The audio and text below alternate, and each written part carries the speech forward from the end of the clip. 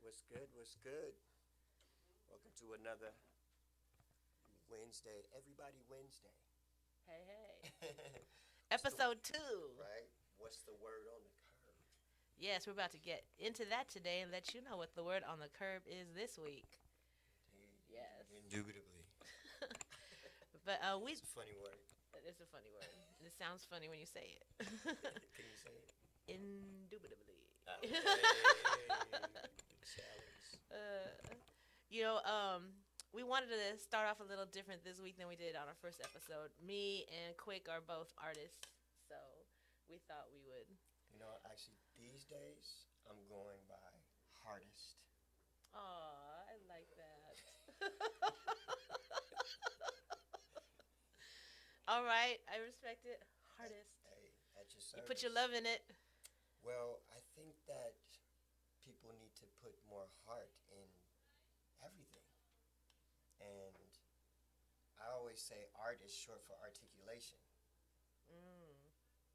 And through my years, I'm in my early 40s, I've seen people pull away from the arts, singing, dancing, Mm.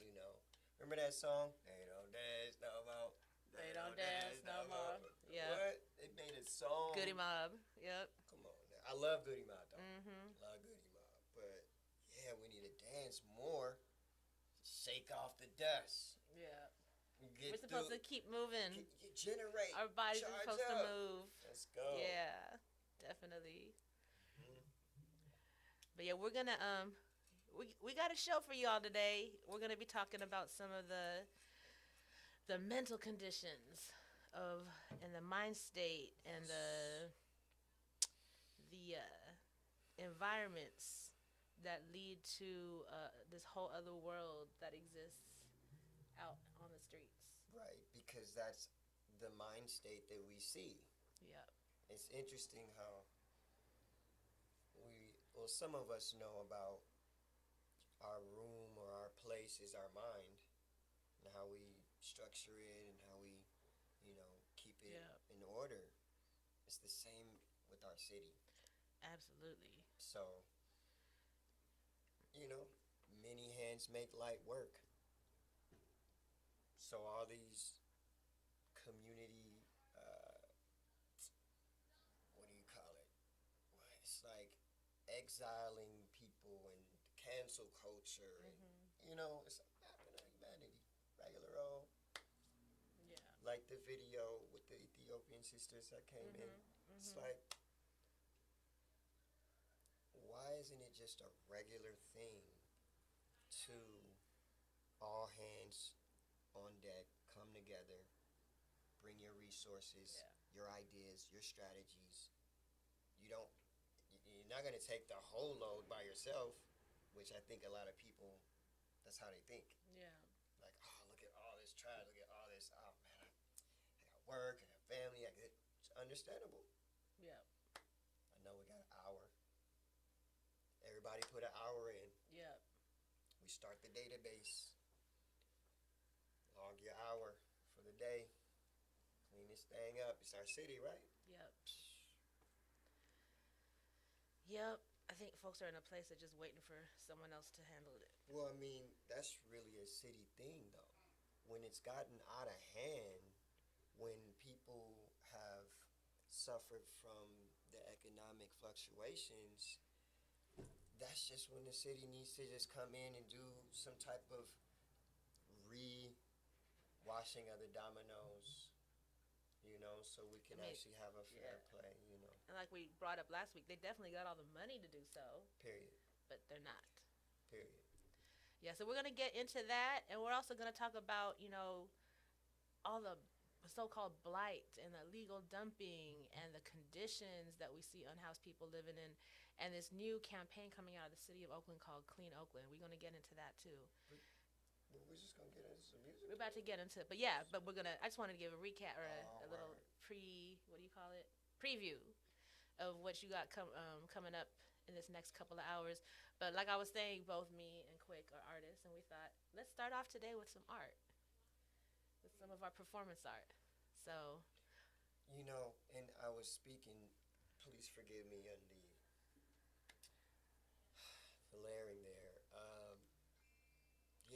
think starting off with vibrations, because really the words, we don't even know what we talking about. These words, English, and these characters, we're still figuring it out. And so if we're talking about mental wellness, we have to step back so that we're fully present and allowing spirit to move through us as we are focusing on these hard and complex issues with multiple lifestyles and families and all these things, right? So music, and you see, this is how um, the churches and different things, they start off with praise and worship, because it just opens up the doors of the celestial realms when you're dealing with vibrations and sound, Yeah. each other, our Yep. spirits, and being in spirit of not only just the people but the world. Yeah. What we're doing here is impacting and impactful with the world. Yes. So I brought my Absolutely. loop station, and I would love to serenade. Now, I've been doing my mobile healing station, and it's been great. People love it, children to elders and in between. And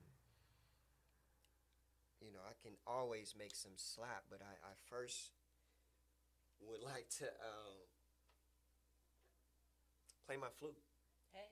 and you know show the vibrations that I feel at this moment. That's what's up. Just a little bit, man. And if you feel inclined to speak words, you're very, very welcome.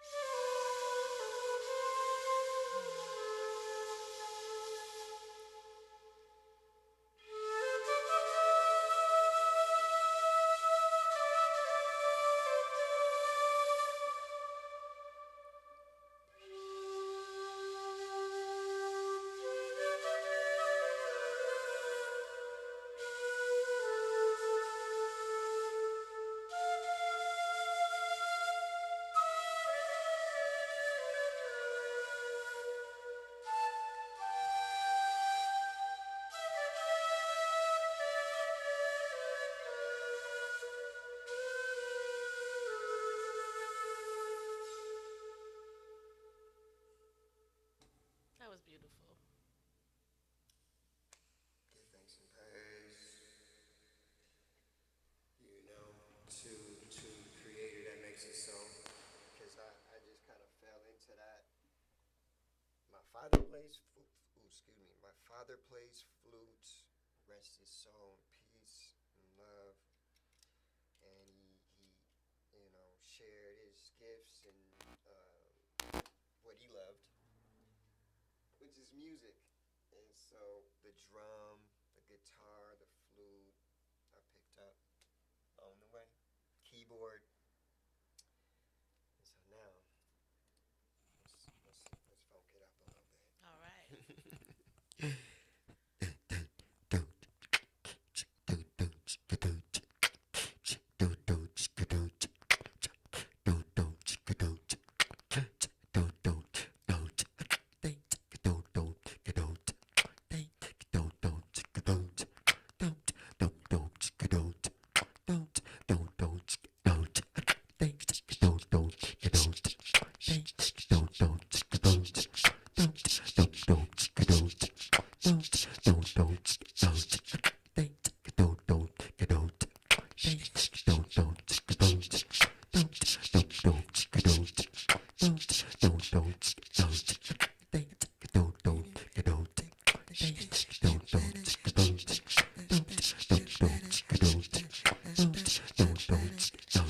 I see generations blistered and bruised, lacking four walls and a roof, causing the knowing of knowledge of nature's extremes. Empty bellies, toe-up shoes, make even the sane ones mean. I see history repeats the same old scheme. Invade a paradise, shatter a dream. Stab some backs, rob 'em clean. Invite the tired and the poor from countries torn with war to these stolen lands, where spacious hills have no room, unless we clean up their mess and harvest the fruits of their wombs. Sending us to the flatlands, 5 generations in one room. A raid away from being deported, a paycheck away from the doom of single occupancy shopping cart homes, pavement pillows, sidewalk tombs.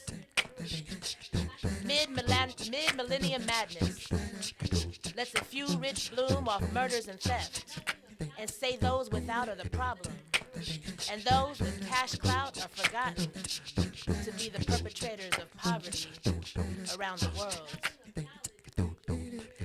Around the world. When will we end this tired-ass scheme? Around the world. When will we refuse to participate in their invasions and fight for our own deferred dreams? Around the world. When will we take the knives out our backs? Worldwide, collectively, reclaim what they hijacked. Around the world. When will we end the millenniums of madness? Around the world. When are we gonna stop making people landless?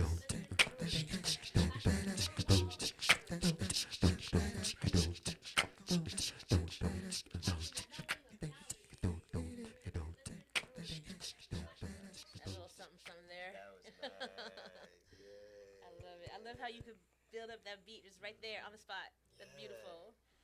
That's beautiful. Thanks. For sure. That's really all it's about. Build it up. Everybody, we used to just do it off nothing though. Everybody put in a sound, beatbox, clap. It reminds me of Telegraph Avenue. Straight up. When people would just cipher right Back there, in the people day, just show. Was it Blake's? It was just Telegraph Avenue.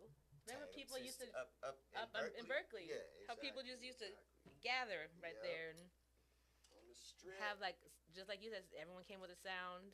People spit over the sound. It was beautiful.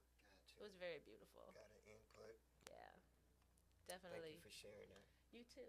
Right on.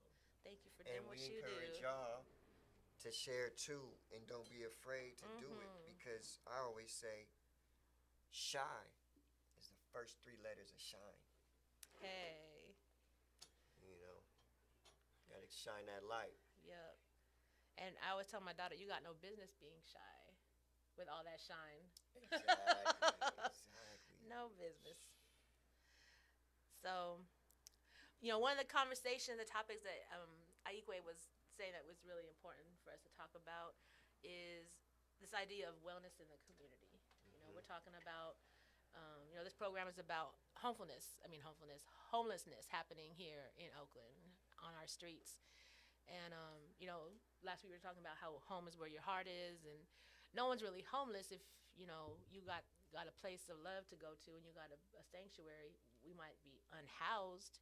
We may not have, your standard housing, but you have homes out there. But a lot of the homes out there, when you're out in the streets, you don't get to keep all that stuff private. A lot of the stuff you see in the streets is happening behind closed doors, locked windows. We just don't see it. Right. But you see it all out on Front Street, out on the streets. And this idea of like community wellness too. It's like if we as a community are allowing Oakland as a whole to have the lowest of the lows and the highest of the highs, but not accessible to everyone, like that's an issue. I'm of that thought. I am my brother's keeper. I am my sister's keeper, and so there's a sense of responsibility. And I'm not the kind of person to wait for someone to fix it for me. So there's a sense of responsibility of how do we really maintain as an entire community this sense of wellness. Even if I myself might be doing okay at this moment, there's other people who are not. And how do we collectively come to this place of like we got to be responsible for each other? And this idea of wellness starts in the home, Mm-hmm. right? When we had homes, and now when we don't have four walls and a roof, it's still a home, and there's still wellness begins there. Well, it does, but then it continues at school Yes. because that's where they really imprint a lot of the different carelessness in our community because if they're not checking in with the student or the youngsters to let them know whoever you are next to, that's going to be who you're going to be around when you get older. You know, Mm-hmm. so let's learn how to get along and have some Yes. different. See, I like drama therapy where you're going through different skits, Yeah. you're showing different scenarios of what happens on the playground, and then how to guide it to the more positive light. Because a lot of Mm-hmm. times, there's a lot of bullying, just disrespecting, or just disregarding because they don't like that person or Mm-hmm. don't see an interest in that person. Yeah. And then you mentioned that in school, it's like there's different, and what you're describing to me is like I homeschooled my daughter. I homeschooled a lot of people's kids, Nice. and I would always tell my friends who didn't homeschool that if you got your kids in public education, you actually have to homeschool twice as hard as I do Mm-hmm. because there is a level of education that's happening. There's the academic education, but then there's a social education that's happening when all these youngsters are bringing whatever is happening in the home, again, where wellness begins or ends, are coming together and they're learning the secondary education of how to be. And now we have pop culture, mainstream music, Mm-hmm. social media at everyone's access. And people, young people, are getting bombarded with all of these things that may or may not be in line with what's being taught at home. But these other things that are not rooted in the home tend to have way more persuasion than what's happening at home. Exactly. Now that's a whole nother seminar right there. Yeah, 'Cause that's been going on forever. for a while. And it's been refined now. Mm-hmm. Yeah. So when we're talking about, wellness starting in the home and then spreading out into the community, it's like everything we see out there is to some extension a reflection of us. Either how we're acting or how we've not been able to show up, Indeed. you know? So there has to be a sense of responsibility that we take for ourselves when we see the disparity and the desperation and the hopelessness, because that's what's happening in these streets. There's a lot of desperation and hopelessness, and a lot of it's been manufactured. But here's the thing: a lot of it also, yes, manufactured. However, when you said responsibility, it rung to me just like earlier. Ones have to have the ability to respond. Mm. A lot of people don't even have the ability to hold a household or just, Mhm. put furniture in it Mhm. or stuff on the wall to Mhm. create it. So Yeah. think of that metaphorically of Yeah. a person's life, Yeah. which we're all going through some little thing that where we're not as put together as we portray. Yeah. And so the responsibility thing is overrated. We don't even know what we're talking about, really.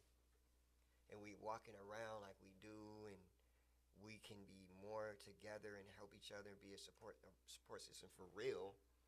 But we glossy, and we putting up a gloss and a shield actually of wax.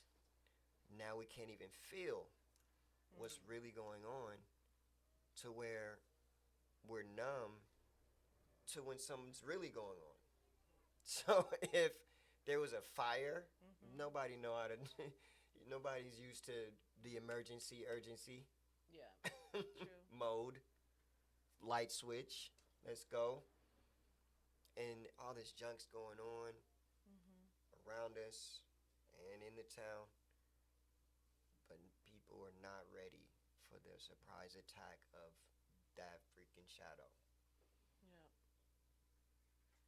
And I think there's also this inability to accept, or even, I think so. A lot of us can accept it, but have a real, honest, public conversation that we as a community and we as a society are not well. Not at all. We are not well. And it's like what we see on the streets is like the extreme of how unwell we are. Yeah. That mental health has gotten to where it's at, hopelessness has gotten to where it's at, um, inequity has gotten to where it's at, and we're in 2024, but we're not ready to have this conversation, which is really deep because self care is this big, popular buzzword right now, Hmm. and wellness and health. That's a really These are buzzwords, but what does that really mean if we're not willing to talk about how unwell we are? Come on. Yeah. And that's overwhelming, I think, for folks. I think part of Hmm. it, why we don't have that conversation, is one, it's overwhelming, or two, that detachment of that has nothing to do with me. Right. But if we put everything in like perspective, like most of us are a paycheck away of ending up in the streets. Hmm. Most of us know somebody out there, or know True. somebody struggling with True. addiction or mental health, Right. which becomes overwhelming. I've had plenty of family and friends who've had severe mental health issues, and dealing with that is very overwhelming. And the knee jerk reaction usually is to distance, For to sure. detach, For sure. because I can't deal with it. They even kind of teach that in different therapy communities. They're like, oh, if it's not in your ability, right, and Mhm. comfort zone, consensual comfort zone, then, Mhm. you know, but it's like there's a world that's being created of softness, like just Mhm. not understanding, like I was saying over there, about things are happening all the time. And just as you in the freaking jungle and need to climb the tree for the fruit, or get over this ditch, or get away from that tiger or whatever, man, it's like, it's why we call it the concrete jungle. There's things we got to go through. Now, back to the situation, there's a few parts to the whole thing, because just speaking for myself, I just got a credit union bank account. Mm. I was through with it all. Mm. I'll do my things through Venmo, Cash App, and be good. Um, and and then even the 9 to 5, this and that, like I already know how they're trying to siphon your whole life before you Mm. can even get to live it, and follow any type of dream or answer any type of call. Right. So I've already given 20 years in the community and with certain 9 to 5s and organizations that's doing, whatever work they are set out to do. And I'm like, yo, if we're not working together to lighten the load of, like, metaphorically speaking, garbage and clutter in our city, whether it's, you know, the situation we're talking about, unhoused and clutter and like that, or freaking students not learning, or children, excuse me, Mhm. children and youth not learning how to get along, Yep. and not learning how to have critical thinking of what they should be learning, or how to level up in their learning capacity. Mm. Because, yeah, I think that we are thinking about the different levels of growth in our society, which school is a big part. Mhm. Huge part. Yes. So if we're not talking about that, we definitely not gonna talk about the unhoused situation. Yep, definitely. And then bringing it back to like, the unhoused folks themselves, it's like there also needs to be a sense of there has to be a sense of responsibility, and I see people taking that. Like in a lot of there's certain encampments that keep things clean, and they do that as a group. And then there's certain encampments where you got one or two people trying to keep it together, and everyone else is just let it fall to the wayside. And again, that goes back to wellness. I learned a long time ago that one of the one of the um, things they look at for people's mental health is their hygiene, Mm-hmm. and that if somebody cannot maintain their hygiene, that points to mental health issues, Mm-hmm. right? And so if you're seeing situations out in the streets, there's some people who just don't care. They do not give a f, Mm-hmm. and they're just gonna do whatever they want to do. Mm-hmm. But then there's more people who just don't take care of themselves anymore because of their mental health, Mm-hmm. right? And then there's people who are not unhoused who are contributing to the disparity out there, to the trash out there, to the blight that we see. Mm-hmm. And that's actually the biggest group. The biggest group is housed people dumping trash on unhoused communities, right? But within the unhoused community, you know, there has to be a larger sense of taking responsibility. If you were at your mama's house, your mom wouldn't let you keep. If she was on top of it, she's not gonna let you just be a mess. You gotta have chores. You have to have structure. You gotta, Of keep. course.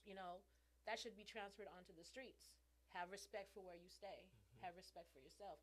I know one of the encampments that we lived in, it was all vehicle encampments. Nobody knew that it was a vehicle encampment because we had our vehicles, even though it was RVs and box trucks and giant vans, minivans. No one knew that there was a homeless encampment because we didn't put nothing out on the street. Out of respect for ourselves and respect for our neighbors who weren't calling the cops on us, we try to maintain everything really clean. So it's a possibility, but it's something that you have to have and because people didn't realize that was a homeless encampment, we never got illegal dumping, right? Right. Because it didn't look a certain way, Indeed. people didn't come and try to like add to our clutter because we had no clutter, Exactly. you know. So and then for the folks who are not taking care of themselves and who are being, exploited by the people who know this and just dump trash there needs to be a way we address that as a mental health issue. That the lack of cleanliness and the inability to maintain your cleanliness is a mental health issue. We have no mental health resources for poor people Right. in Alameda County. Mm. Zero. Mm. So that's an issue, That's right? weird. It's It's strange. But it goes back to Reagan. He got rid of all the mental health services. He closed down the mental health But facilities. nobody brought him back. No one brought him back That's the strange because part. there's no funding for it. There's plenty funding that can Not be. from the government. People can privately fund it. They can be creative, which I feel that's where like art therapy came out of. That was a creative way to create some kind of mental health programming, but it fell under art. It didn't fall under public health. Mm. It didn't fall under medicine. It fell under art. Mhm. So you saw that whole like emergence of people doing art therapy Yep. as a way to address the fact there is no therapy Mhm. programs period out there I for just poor people, for working class people. not at all, and that's definitely out of the context or what they've been doing. It's too far out. Like I just Yeah. heard Japan doctors subscribe a nature walk to their patients That's as a dope. remedy. I And forget it's what they free. call it. Yeah.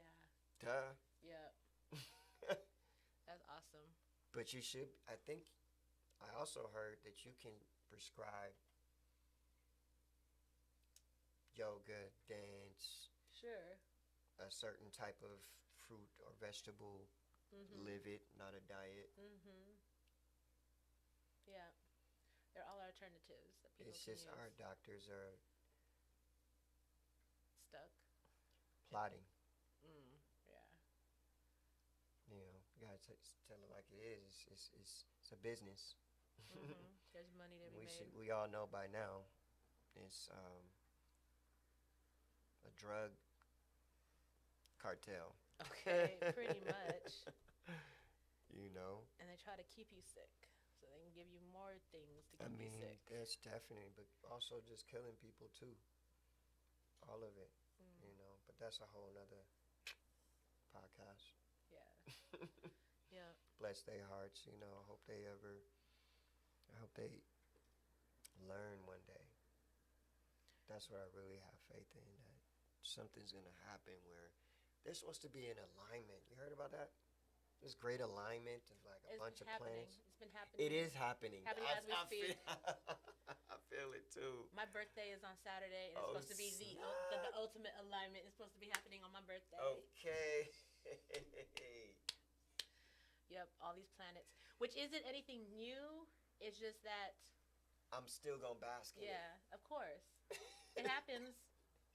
Because, But we get. but look, Yeah. see how you just did that? Huh. Look, plan for it. Yes. Set that Yeah, intention. if we know it happens, then prepare for it. Oh yeah.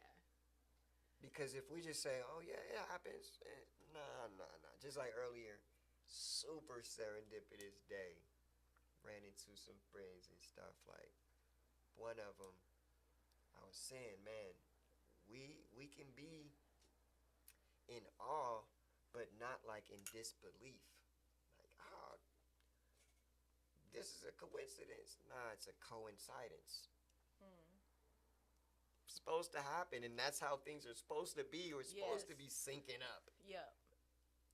You just gotta be aware of it, Right, and the and then more it's not we- a shock when it's you're aware not of a it. shock, It's like, oh, right? that's supposed to Right, happen. that's supposed to happen. Now you Yep. sitting in it, Yeah. in that vibe, Tapping into it. right? Now Yep. you magnetizing more of that. Mhm. Yep. And if folks don't know what we're talking about with the alignment, so the planets, there's 7 planets Yeah, can be 7 seen planets, crazy. in the sky right now. After usually you can see them best, and the most of them right after the sun sets. Look at the southeast. Venus and Jupiter, Venus and Mars, 2 of them drop off to the horizon, so that's why you want to see them right when that sun sets. Mm-hmm. But they look like they're making a parade across. They're the brightest stars. You can see, if you got binoculars, you can see Saturn and Saturn's rings. Oh man, You can see Jupiter. man, it would be nice to find a site somewhere in the town and just like I'm going to Ocean broadcast. Beach on Saturday. Is that what it Chilling on is? Ocean Beach. Is that the Yep. spot? So I got Okay. no city lights, no What's mountains. that? Is no that nothing. private or public? What? Come through. All right. Yep. Okay. Yep. Let's do it. Let's Yep. get it. Yep. Just gonna chill on the beach and look at the stars That sounds and excellent. the planets Let's go. and give thanks for another rotation. Yeah. No, Tap in. for real. The word on the curb, man. Really, for me, it's like all hands on deck. The all the organizations. What's up with CRC, man? Because that that thing been looking like that for a while. But any group,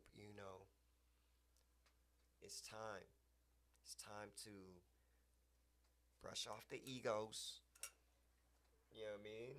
If you really for the movement and you really for the people, that's what the movement is. When we say movement, that means, look, it says MP right there. Mm. Movement of the people. Huh. MP means something totally different to me. What's it mean to you?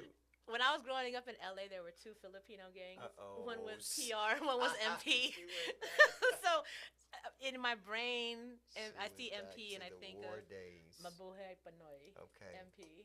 There. Yeah, sorry. That's in my brain. Lumpia lady. Yeah. Lumpia lady. Wait, is my mic still on? Lumpia. Oh man, can we still get access to this mic too, so I can, cause this got the lumpia. Oh snap! I gotta change it. Oh, excuse me. Getting it together now. I recommend everybody to grab a loop station. Hmm. Yeah, because you get used to 1, 2, 3. Thank you. Thank you. Lumpia lady. There we go.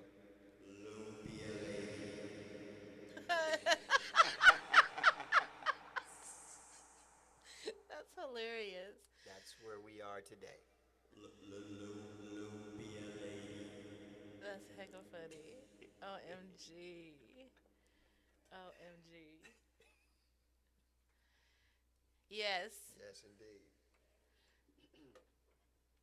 So yeah, you were saying, about movement of the people and just the need for, people to put down their egos and Yeah. for people and organizations, religious institutes, regardless of your Come on. denomination. Like these are folks who have resources, needs to come together on like a common goal. And our common goal can't be to victim blame homeless people, Right. but to actually like these are neighbors. And how did we used to deal with neighbors back in the day, right? We'd have conversations. We try to be good neighbors to each other. Unhoused people need to learn how to be good neighbors to their housed residents. Housed residents need to learn how to be good neighbors to their unhoused residents. And that's a starting point. And you can do that block by block.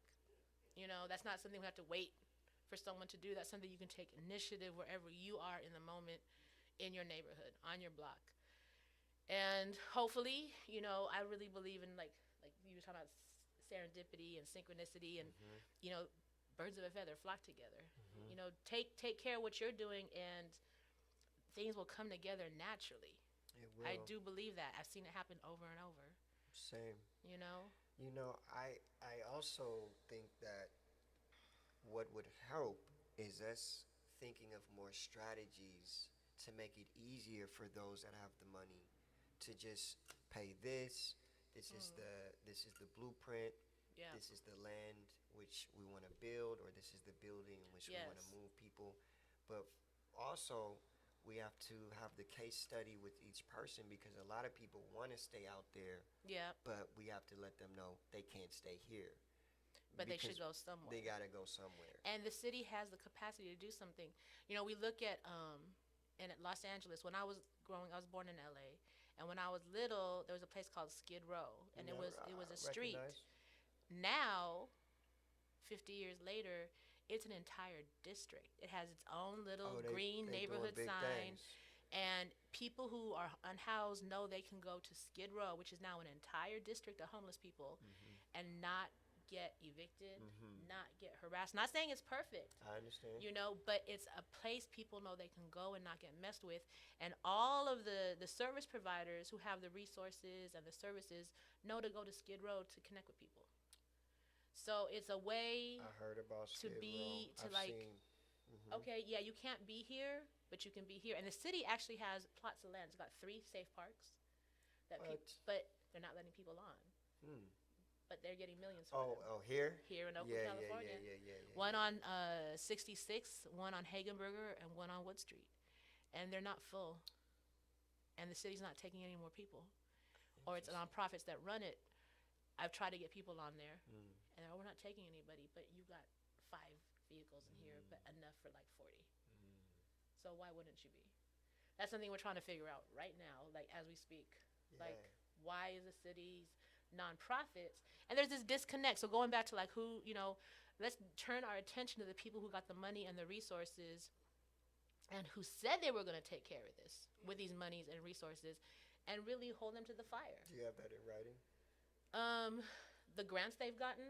Said that they were gonna allocate funds, or Oh yeah, that's yes. There's many grants and contracts that the city has entered in with several nonprofits to manage these sites and provide resources, and they're mismanaged, and services and resources aren't getting there. Again, we're going back to wellness, right? okay. These sites are not well run, and there's no wellness there. People, they're not, and there's no sense of community in these sites. There's more sense of a community. So, like, let's say the city like disbands a curbside community, and people and some of the folks get into one of these shelters or one of these parks or one of these whatever. It is not managed or facilitated in a way where people can actually create community. There's more community living on the sidewalk For sure. than there is living in Yeah, they don't. these facilities, which is problematic. A lot of folks just stay in their room, and that's not healthy. I know. There's nothing to help foster any kind of community. There's more community out on the streets. Right. People need that. You know. Yeah, because one can build their structures and we see each other and Take care of each other. it's more free. You're not enclosed and Yeah, you don't have someone like you do because you've got folks who run these facilities, running it in a way where they're like basically in control of people's lives. And out on the streets, people have more community, but you still have elements who are trying to control the encampments and run people's lives, you know? And in both situations, people go along with it because it's all they got. In the facilities, it's all they got. right, They don't want to go back out there. right, And on the streets, it's all they got. And because we have as humans, have this deep need to belong and not be ostracized and not be the odd one out, that people just go along with the control that's happening out here in the streets, whether or not they agree with it. Because rather than be the odd one out, I'll just go along with what's happening here. I don't agree with this. right. It's not my lifestyle. Eventually, to some people, it catches up and becomes their lifestyle. Indeed. But and all of this is related to wellness. True. Wanting to belong is a part of wellness. True. But if you're trying to belong to something that is not well, Right. I mean, but it's what's the the same solution? as having like, man, I saw this one. I think it's just a natural thing to want to be with each other. I saw this Yeah. one IG or some short, and they were studying these monkeys with this fake monkey. It was crazy, and it looked real, and it just kind of had a few different movements, but they believed it and took it in.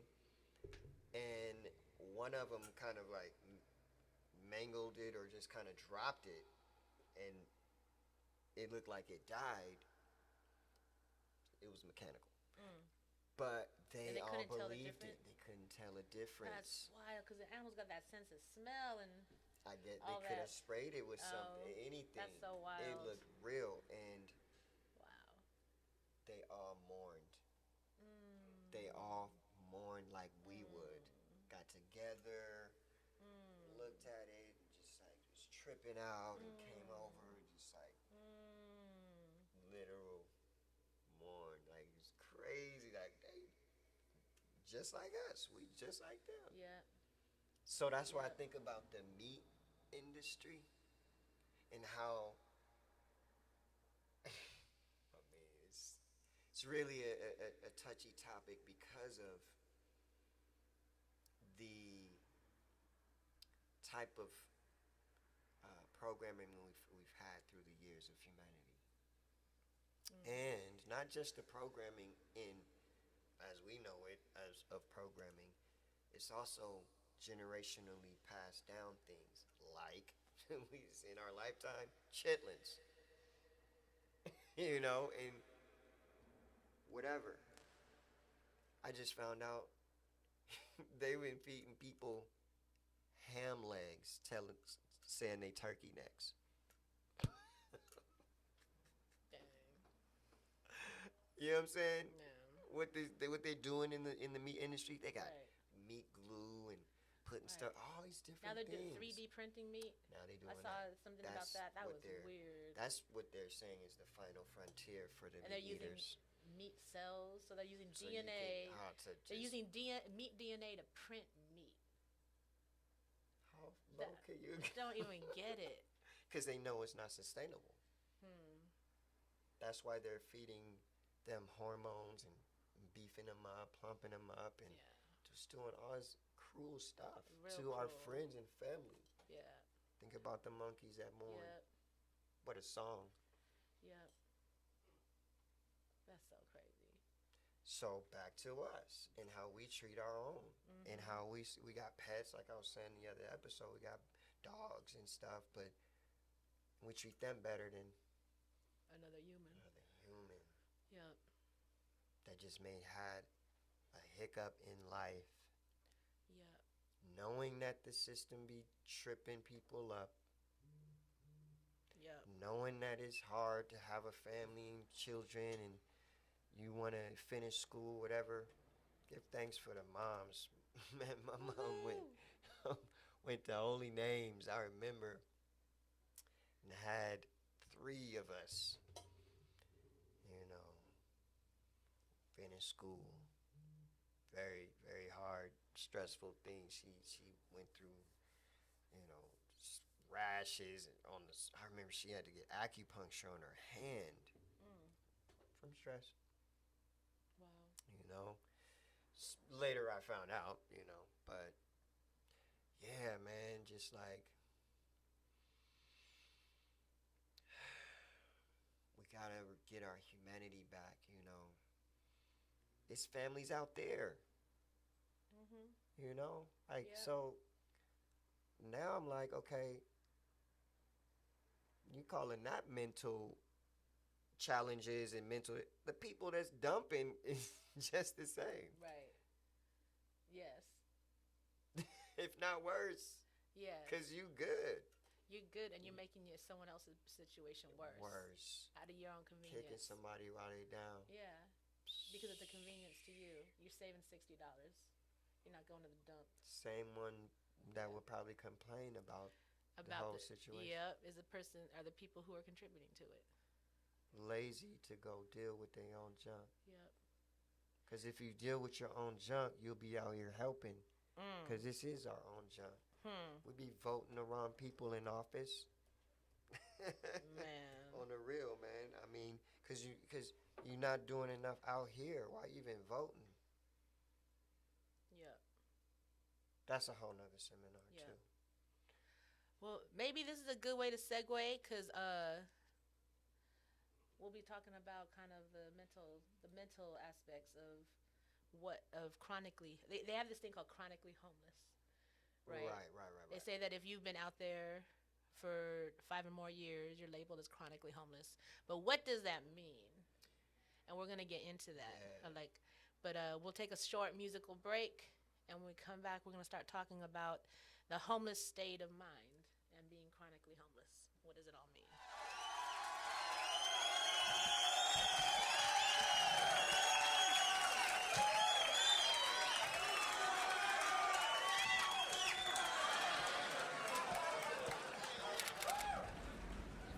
It's hard to estimate the nation's homeless population, so we shouldn't add them into the equation. That's what people think. See, we shouldn't wait for the Census Bureau to acknowledge them. We're a part of them. A chain is only as strong as its weakest link. Before we reach the brink of destruction, we can reach an understanding. At least I'm wishing we would. It's alright. I'm a bum too, and by which I mean B-U-M, a brother unfairly misunderstood. Pal side, truth.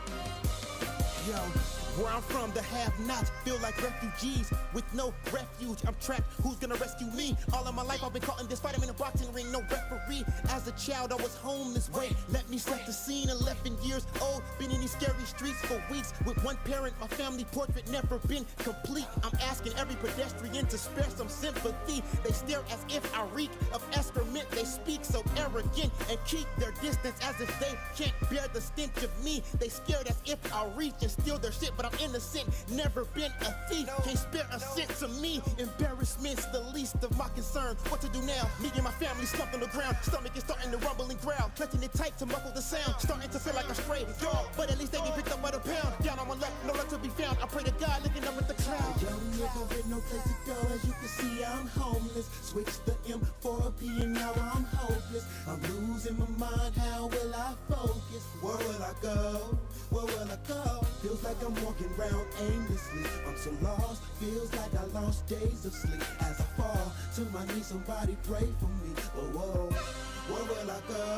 Where will I go? In case you wonder why I don't mind stunting, like Skeeton for an hour, it's been a long time coming. I was a little nigga who was homeless, whose empty pockets needed to fill up, but I wasn't approached by a drumming. Live where cats got killed for kicks and bass, nope, not drumming. Talking low tops and coke rocks from no knots dumbing.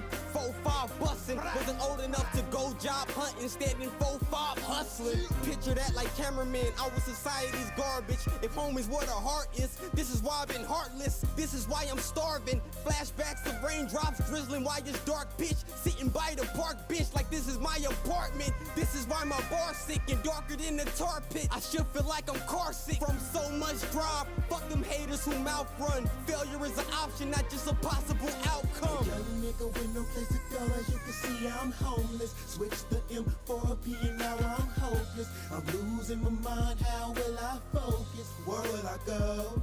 Where will I go? Feels like I'm walking around aimlessly. I'm so lost, feels like I lost days of sleep. As I fall to my knees, somebody pray for me. Oh, whoa.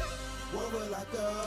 Where will I Okay, go? this is real talk shit. Sleeping on the park bench, starving as darkness falls. And we all kids talking to gods and we drowning. Where's our ship? Noah's Ark departed without us, now we got this hardship. No apartment, car, or house, and now my savage heart gets darker than the darkness. Now this cat is heartless. I'm praying for some brighter days so I can talk shit.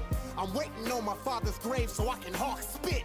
All of my aunts disowned us, and now we all alone. Plus, they called the law on us to throw us off in a foster home. Cause we never had a home to call our own, but y'all can go suck a fucking dick, you fucking bitches. Now that we all are grown, I'm trying to buy a house and a childhood. Ask me for a handout, I wish thou would. If you ain't been through what I've been through, then I don't trust you. If you ain't struggled, then hustle, nigga, fuck you. Yeah. Our Father, who art in heaven, hope you hear me. Man, the streets are crazy, yeah. Our Father, I hope you hear me. I know you see me. Man, this is all like, okay. This is all like, okay. Caesar saw a river hit the fucking block and I hustle I'm crack. from a place where enemies keep Glocks exploding. So I burn beef like pots without non-stick coating. Watch the profit you clock or your guac get stolen. Protect yourself at all times. I don't mean cops and Trojans. Cops patrolling and raiding shit. Niggas without electricity get it turned on themselves. Raiding shit. You gotta have a strong will to escape the shit. Cause success is related to will like Jaden Smith. I'm married now. The hustle game's my bitch. Dedication is the anchor that holds down a relationship. I told her you belong with me. Taylor Swift. Persistence is a virtue like patience is. My niggas trying to get major rich, selling green plants, selling out the garden like when major teams play the Knicks. I'm from when niggas end up in jail or the morgue.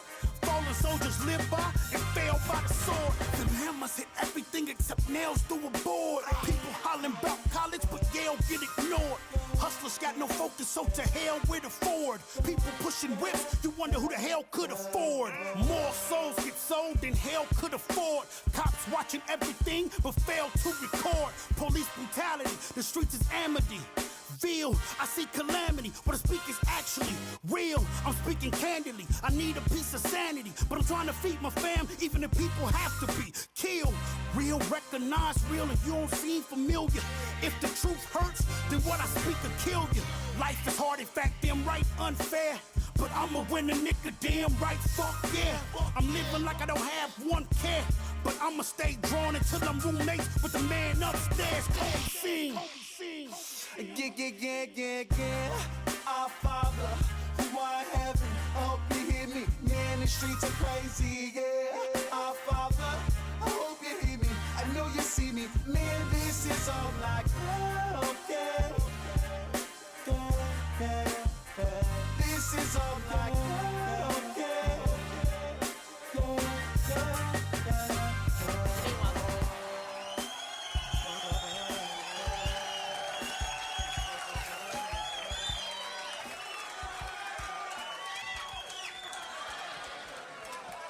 All right, that was Horseshoe Gang. They are a crew out of Long Beach. Actually, and they're all like blood brothers. Like they have the same parents, brothers, and that was a song that I thought was real appropriate for the topic at hand.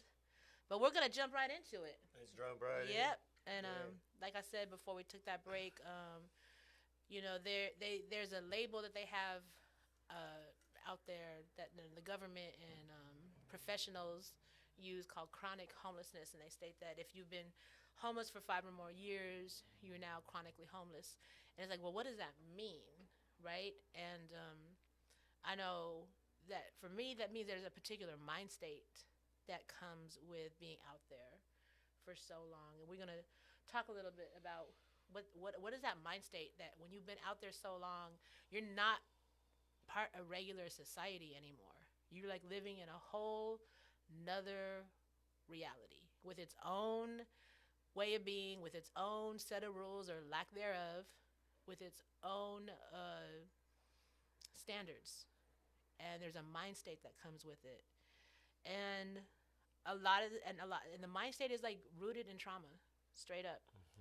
It's rooted in trauma, and therefore, like, that's why I don't think they should be, trying to criminalize homeless people. Homelessness, one of the unhoused folks that I talked to, one of the OGs out there, he said it best. He's like, homelessness is a disease. It's a disease of the mind, and it needs to be addressed that way. And he's right, and that's what that chronic homelessness is that, a lot of times there was like a big push after COVID to permanently house a lot of folks. A lot of seniors got permanently housed out of COVID, but so many of them have been out there for far more than 5 years, 10, 12, 13 years. They could not hold on to that permanent housing because they could not function. They were so in the mind state and being used to being outdoors and being used to being surrounded by many people that they had access to at any given time. That living alone with the roof, having to like maintain a schedule of paying bills and rent. A lot of folks who've been out there for a long time need to be, for lack of a better word, reprogrammed on how to function in a society that requires you to pay bills on a certain time, requires you to maintain maintain certain things so that you can maintain permanent housing. And that does not get addressed enough. And so what we're having, even though we got all this funding and a lot of seniors did get housing, a lot of those seniors went right back willingly, voluntarily, walked right back out into the streets because they could not maintain the mindset needed to stay housed. Right. And also they were just more comfortable out of the house. Yeah. Having to learn something new depending on the age, and sometimes it gets younger and younger, like, yo, I'd rather just do it how it comes. Yes. Yeah, that comforting level. Right. Yep. And I had, I'd only been unhoused out there for 8 years, and I was living in an RV or in abandoned houses, abandoned buildings. But even though I really had a state of comfortability and stability that I was able to maintain that other people can't. Yeah. It still impacted me in ways that I didn't recognize until when I finally became housed. Right. I became housed this past January 2024, and it took me 6 months to stay in the house. Like, I could not stay at home. Even though, so when I was living in an RV, I loved to cruise. I grew up cruising. I love cruising. When I lived in the RV, I was cruising extra because I didn't want to be all up in the RV. I didn't want to be stuck in the RV or stuck on the block. So I'd be out there cruising. And then even when we lived in the abandoned houses, we didn't live in there alone. There was always hella people there. So I always wanted to kind of get away from the crowd and have my own peace of mind, which meant that I was going to go out. And so when I finally got my own place, I couldn't stay home. And I didn't trip on it until my daughter said something. She was like, "Why can't you stay home, Mom? Why come you're always out there?" And I had to sit with myself and be like, why am I always out there? And I was like, oh shit, because I'm not because I've been living out there for 8 years. Even though I had a sense of stability, I didn't like to be in the RV. I didn't like to be in the squat. I wanted to be out. And so I actually had to force myself to stay home. Yeah. Now I can stay home all day. I'm cool with it. But it does so it does get to you. Definitely. There is a state of mind that comes with being unhoused that you would adapt to. Adapt, yeah. I mean, we adapt to whatever we need to survive or stay alive in Yep. general. Yep. You know, even if we were in the jungle, as I was saying before, which to me, you know, you ever hear of earth ships? Yes. Parable of the sower. What do you know about it? Well, I'm sorry, that was Earth Seed was Parable of the Sower. Earth ships are those buildings people use using the surrounding elements. Exactly. Yep, and they're like built into the ground. Yeah. Yeah, that's I they're think beautiful. that's how we should be living. Those are beautiful. You know? Yeah.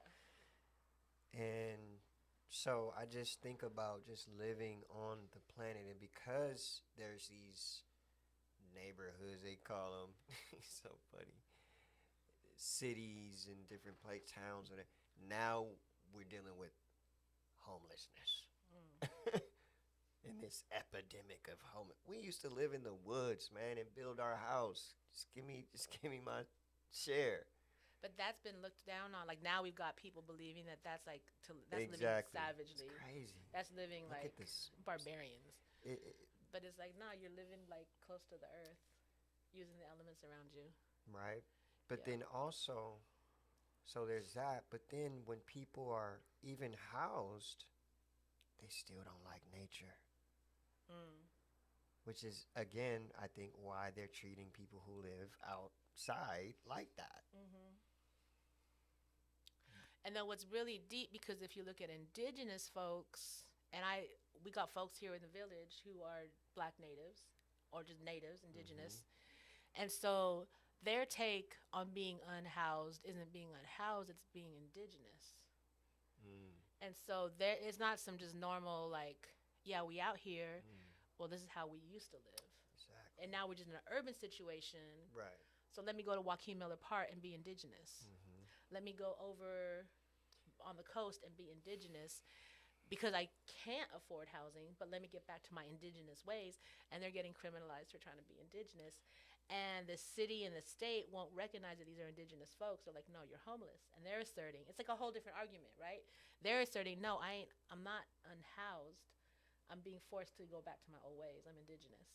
Indeed. And that the kind of brutality that those folks are facing because they refuse to call themselves unhoused and because they're asserting their indigenousness Yeah. is on a whole nother level of brutality. I hear you. It's out of control. It is. And I think they do know. And man, it's a whole story of what we're dealing with,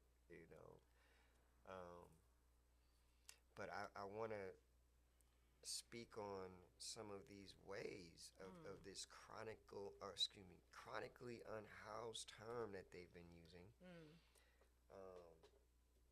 which one of them is complacency, which to me that's not an unhoused issue. There's many people. Man, the city is complacent. Right. Hey, let me stop. I love Oakland.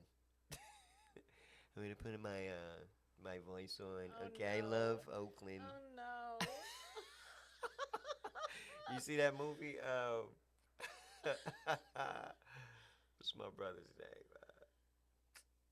Shout out to Boots Riley. Yeah. What is it? I was watching, listening to the Fat Cats and Bigger Fish last night. Okay. Yeah. I was like, oh my God. Man, That was a long time ago. but still relevant. But Hello. no, I love Oakland, but we gotta step the game up. We gotta definitely, because complacency is a state of mind. You in a last paradigm. Complacency is a state of mind. You in the last paradigm. It's also trauma related. Of course. People who don't do nothing is usually like many times is connected to trauma. Like that Yes, getting it stuck is. feeling that like I'm just gonna not rock the boat. I'm just gonna stay right where I'm at. Yeah, I mean, but I Usually think because I'm overwhelmed. exactly. I'm too there needs overwhelmed to be some to get through downtime. this, so I'm just gonna stay right here because I can't think beyond this moment. It's all relative. It's either I can't think beyond this moment, or and I'm already in enough Issues, obstacles, barriers, all of Pain. it. Oh, yeah. frustration, annoyance, Crisis. all of it. Yep. Yep. So, And complacency is related to depression. I knew when I had suffered from severe depression when I was younger, and I used to wake up in the morning and have to like argue with myself for like half an hour, sometimes an hour, to get out of bed and take a shower. Cause it was that hard, and I would like negotiate with myself. Just take a shower, you can go back to bed, but just actually get up. And I would sit there and have to like argue with myself, get out of bed and take a shower. You know, and that was because I was like, but I didn't know I was depressed, because it was normal. Like that was like just I've been depressed all my life and didn't realize, you know what I'm saying? So it was just normal to be, which is where that complacency comes from too. It becomes normal. You become complacent because it's normal. You know. But I think a lot of it is related to like your mental health, being complacent. Even folks who like have it going on for them, not doing anything about something they see is wrong and just being complacent with it. What's going on with you that you can't take a stand? And you know this. You know the difference between right and wrong, right?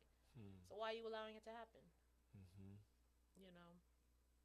But yeah, when it comes to like unhoused people, that chronic state of mind, a big piece of it is just being complacent. you know,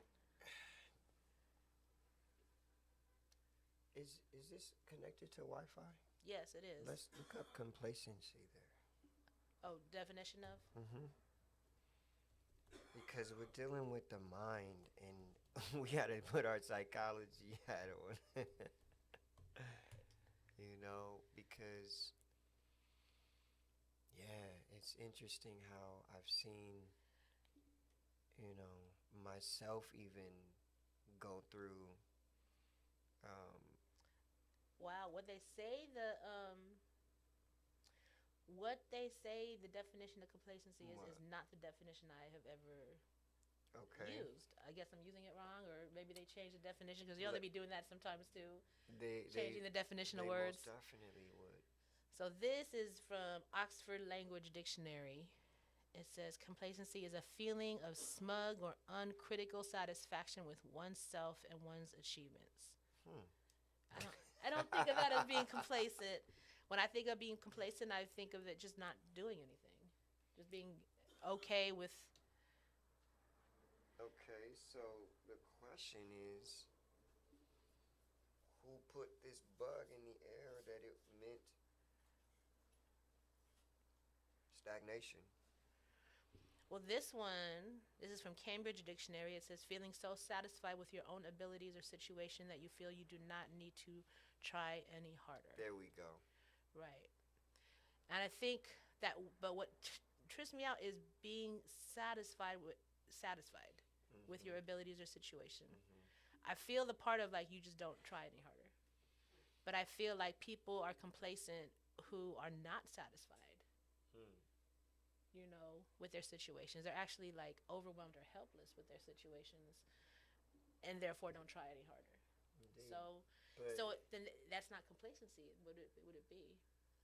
If complacency is somebody who thinks like I got it, I'm gonna try any more. I'm done. That's very different than somebody of like I don't know what to do, so I'm not gonna try. I feel like those are two different state of minds. I mean, it is, but it could be all in the same idea of complacency. Not trying, Be just for whatever reason. just not trying. Yep. So then the next one is anxiety and anxiousness. Yep. Yep. That's another characteristic of chronic homelessness for sure. Yeah. Because you're always on the edge. Like you don't know if someone's gonna try to break into your tent or your RV. You don't know. With a squat, we didn't know if they were gonna come and try to kick us out the next morning. Man, you gotta stay there all day because somebody may Might steal something. Yes, a That's lot of people will crazy. not leave their encampments because people are watching and paying attention. If you step away, if your encampment is not taking, if there's, folks take care of each other, but there's always going to be elements of like, oh, she stepped away for a second. Let me go ransack her shit, you know? And so a lot of people, like services, that's why it's so important for service providers to come to the encampments. Because if you provide services off encampment, like I believe in doing a mixture. Like we do living room block parties. Aikwe's been part of them. Where we do block parties, we were doing them in the encampments, and then we started doing some of them Different off locations. different yeah. locations nearby encampments, just so folks could get respite from the encampments and have like, you know, a chance to step away. A lot of people wouldn't come because that meant leaving their things and their things getting ransacked while they left.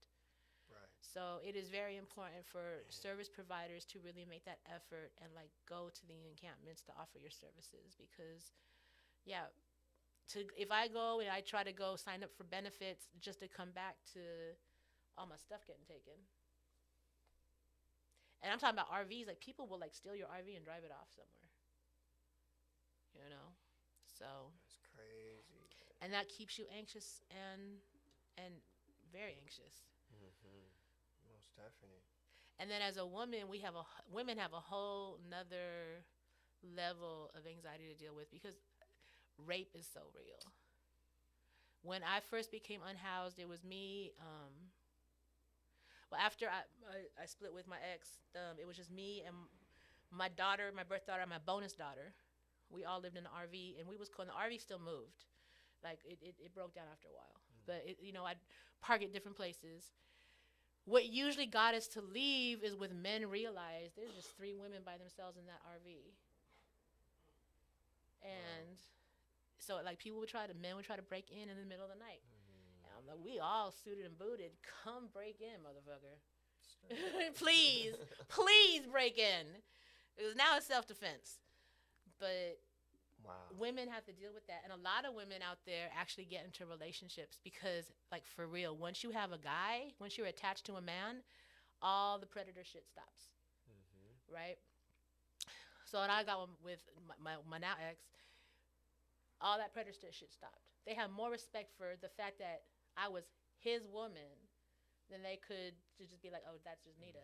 And as soon as we broke up, literally, it spread like wildfire.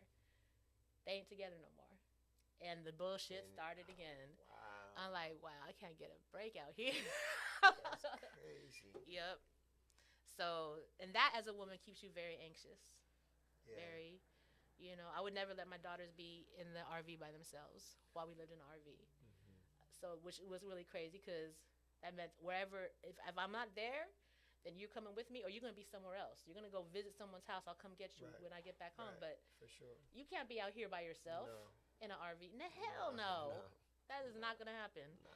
That leads to, so then, that leads to all this stress and anxiety because then the girls are like, what the hell, like living on like a tightrope.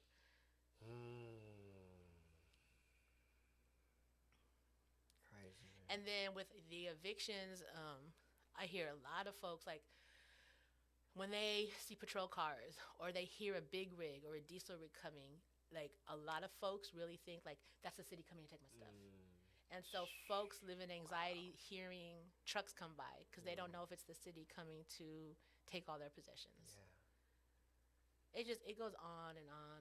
The and anxiety of people's hut being burnt down Man. just by cooking dinner. Which is not the main reason they get burnt down. Not the main No. reason. Not at all. But At all. little junk like that Yep. happens. I've heard it. Like, Yep. what? Like, who was around? Nobody. Could, Yep. you just let it burn. But then there's no water. And then If the fire department will come and watch it burn to the ground. They won't put out fires at homeless encampments. They probably They let them happen. probably think it's a win. Yeah. Yep.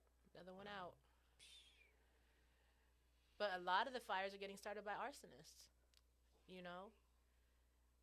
Like that don't live over there. Some live there and some don't. But they're arson related. They're like set on purpose for different reasons, for all different reasons, you know. And that becomes anxious because then you don't know, That's exactly what I'm saying. It's you know, always who to some- trust and whatnot. Oh, man. But yeah, that's definitely, you know, and then dealing with service providers, like so many of the service providers make you promises that they don't come through on. Mhm. And so then there's that anxiousness related to like, are you really going to help me? You promised me this and it's now been 3 years. I hear that a lot, 8 years, you know? And so there's this anxiety to like, okay, if I trust you, are you really going to help me? Am I just, you know, going to be let down again? You're going to screw me over, get my hopes up high, and then forget about me. And I'm still out here. So there's a lot. Yeah. There's a lot that goes on. Man, so let's get, because there's some good points in this document here. That hoarding is a big one. Yes. Because it's not just so-called unhoused. Man. It's straight up. Yes. Man, now I do decluttering and organizing, and I do elder care. Wow. Yeah. I think it's not a cultural thing, but just something that we've gone through to want to hold on to what we have, Yes. and then want to accumulate, and then also if we see something that could be used, let me just grab that Yep. for later. Yep. And then we get a bunch and a bunch, And don't let go. and we don't have good organization skills, and we don't have the money to pay for one. So it piles up. Now I know for myself, my situation, I went from a house to a house, so I needed a storage. Boom. I got my storage and the family storage, which I took over and wanted to hold on to the family stuff. And then I got another one for business. Now I'm just all storaged up and I'm gathering stuff. And since I'm thinking and I'm super, you know, blessed, I get a lot of, you know, return, and I find everything I need for stuff, you know. So I'm gathering all kind of stuff, but did not put things out quick enough. So there's that level of accumulation, and without the cycle of operation, you know, of distribution or Yes. whatever, utilization. So yeah, there's all these levels of so-called hoarding. Let's look up that word. What does that one Yeah. mean? I know, like, I hoard to an extent.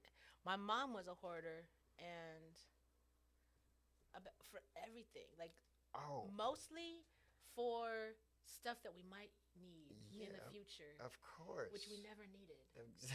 Yes. And I feel like now that I'm older, I realize that was her response of living in deep poverty. Like my mom knew what it felt like to be hungry for days. I never experienced that. She knows what that feels like. She knows like a level of poverty that, thanks to her and her decisions that she made, I'd never felt that. And what I was realizing as I got older is like, she does all this hoarding because she's experienced poverty. And she doesn't want us to experience poverty. So whenever we go to restaurants and they got those little jam things and the ketchup thing, she took all of them. She'd take all the napkins, because you might need it for toilet paper one day. When are we going to need it for toilet paper, Mom? Like, we good, right? But in her mind, there might be a day we don't have toilet paper. So now we have a couple of drawerfuls of napkins. And we got and now we got all this jellies and soy sauces and hot sauces But and hot see- mustards. Hot mustards, which we never ever ate. Like we never used mustard. the Chinese hot mustard, but we saved it because one day there might It's be a a mustard possibility. shortage. And she would do that with other stuff. And I like she'll find stuff on the street and take it because we've got 5 laundry bins, but we might need another one. Right. You know, stuff like that. But I realized that was poverty. That was her response to having experienced that level of poverty. You know, and I've inherited some of that because I also believe like we may need this someday. Even though there's never been a moment where I've needed half the stuff that I have at the house. Well, see, there's that part. However, having a mind to think about what you need for the future is actually a great attribute.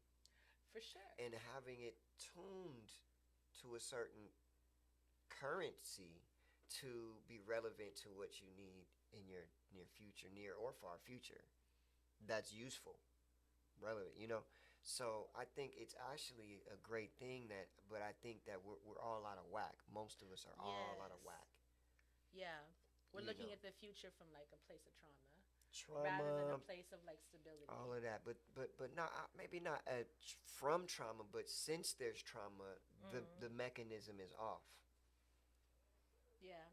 You know what I Yeah. mean? Yeah. Because like we take so much so-called responsibility or accountability, right, of the trauma and claim it and this and that. Instead of, let's step out of the physical of what has happened to our mechanism, you know, be in what they call observer mode. Okay, like that movie, The Day That the Earth Stood Still, and Keanu Reeves was the dude. And he said, do you feel pain? He said, my body feels pain. He said, not him, but my body does. So he's just in this body to talk.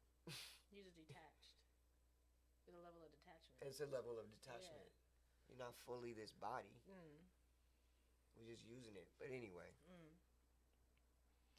It's definitely that. No, I mean, but look, we're spirit inside this body. It's like a spacesuit. So sometimes through the trauma, through the confusions and things that we wouldn't have thought would have happened, we're thrown off. Yes. And then when you see the hoarding that happens some of the hoarding that happens in the encampments, that's on a level of protection. It goes a couple of ways. Sometimes it's like people trying to regain what they lost, and other times it's a way to like people are building a barrier of safety around themselves. Wow. So you can't get to me because I'm just surrounded with all this stuff. Wow. Like most people don't want to go walk through that fort Right. of stuff that they collected across the street. Right. So they're safe in there. You know, people are like, oh, look at that. No, that's like a safety mechanism. That person's really trying not to get messed with. Those they surrounded themselves with what we see as trash is their sanctuary. Deep. You know. Yeah. And then when people transition out of being in that chronic state into being in a house, there's no kind of support to reprogram them, to let them know it's okay. You don't have to do this anymore. Yeah. Let's replace your need to like surround yourself with things to feel. And even people who house or who are rich people do that. They surround themselves with things to feel safe. Right. Right? It's just all like we have these biases. So what a rich person might do, and because they're trash or their hoarding might be expensive stuff, you know, what a poor person does with their stuff to feel some kind of safety or security is looked down on, especially Yeah. when you see it out on the streets. Exactly. But it's like, you know, we're doing the same thing for different reasons. Right. That's what I'm saying. Yeah. Human silver lining, which we can all relate on, is hoarding. But just, you know, being in a state of creating our safe space, you know, like Your mother just was like, this is what's, safe for the family. Yep. And I think for her to come to a country where there was just so much surplus, Mm-hmm. after coming from a place where you had to live off the land. Yeah, that part. And right sometimes the land did not produce, or the land got taken away. Yeah.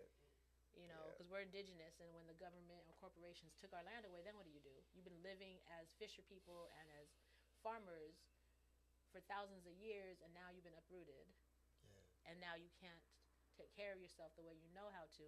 Right. And then here you are in the United States where there's so much surplus. So after coming from a place of scarcity, with my mom, it was like, there's all this surplus. We better hold on to it. Exactly. Better pack it for the future. Right. That's smart. Survival really mode. Yeah. Yeah. I mean, it's survival, but it's actually thrival. You got abundance of It depends on what mustard hot packets. mustard we don't need though. I never understood. My mom, we don't even use it. Like none of us have ever used the hot mustard. Hot mustard. The soy sauce I can understand Galore. completely. Just Hot pour it in mustard. my mouth. What the heck? Why do we got all this hot mustard? Maybe it's a remedy. What? We just didn't know. It is a remedy, but she didn't know that. Hot mustard is good for cramps. Oh. Yes, if you put hot mustard on your cramps, There on you your have body it, cramps, see? arthritis. Mm-hmm. What? Just massage that in. Rub that thing You in. got menstrual cramps, rub it What? on. Yeah, you know what I'm saying? Like, that mustard is medicine. But Whoa. she didn't know that. What'd you say, Ego?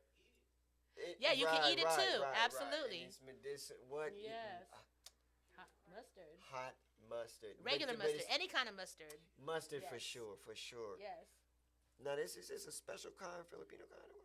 It's the stuff that we get from the Chinese restaurant. She Okay, just grab all of okay, it. It'd be okay. all up in her What's purse. that, ranch? Like, Like ranch 99? whatever they got at the Chinese restaurants. At the You know, little restaurants. packets. They got the soy sauce and the Mm, napkins and the mhm. plastic go fork check. and plastic spoons. That would all end up in her purse. You know, that would be fun to reenact that. And Oh, really just man. like have these different stories and let's watch. Did your mom used to do this?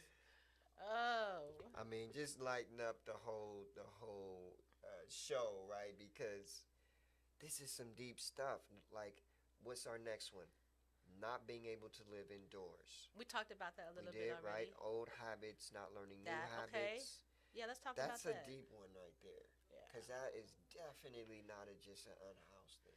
It's not, but when you've been chronically unhoused and you've learned these survival tactics, Some and now you people, go indoors and you don't know how to let go of those survival tactics. true. Some people do though. Some.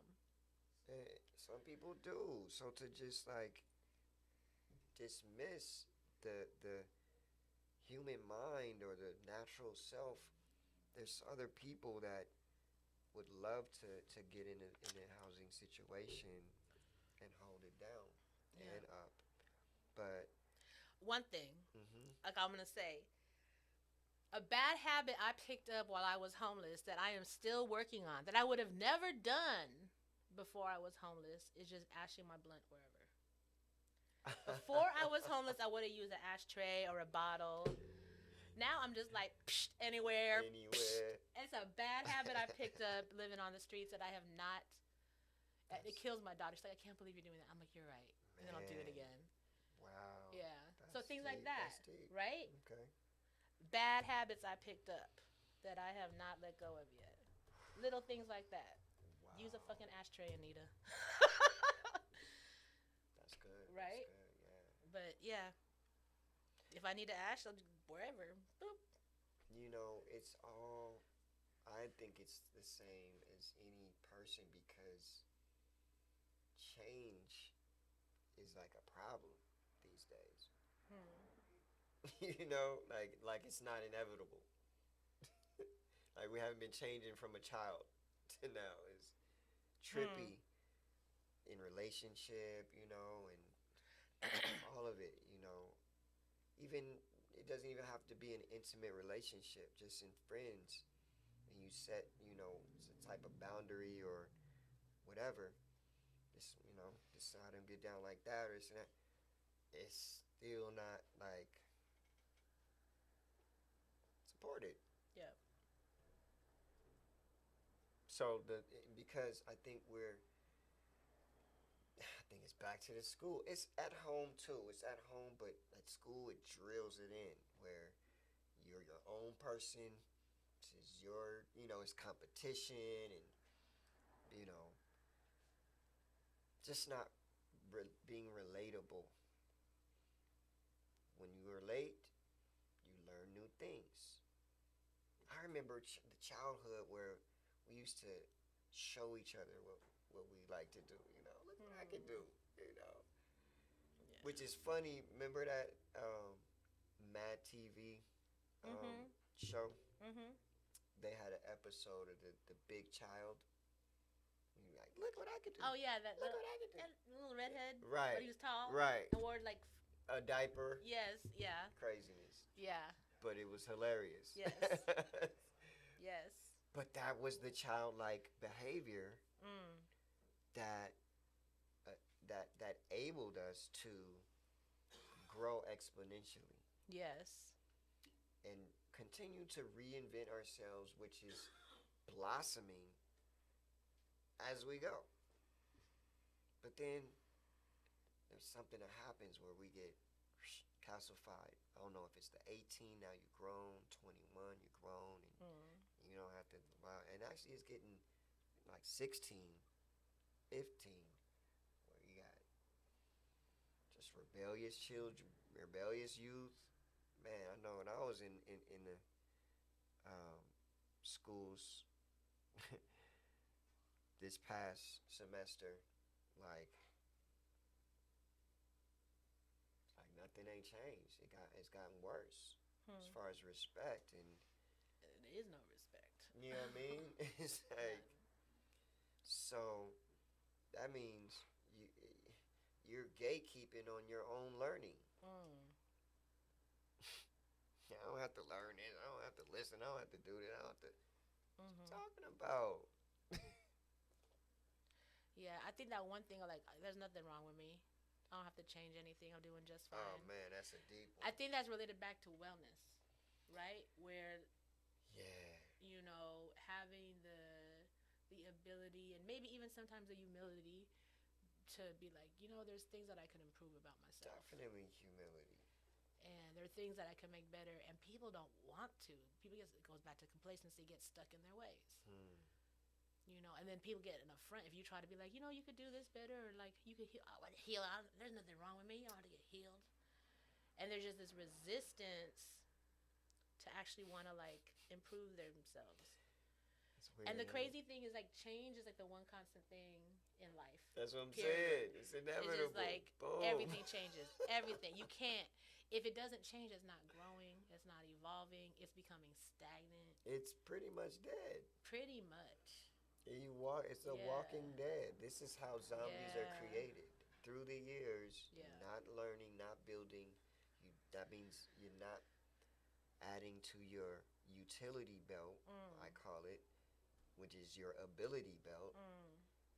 Understanding through experience, being able, now you can create comfortably.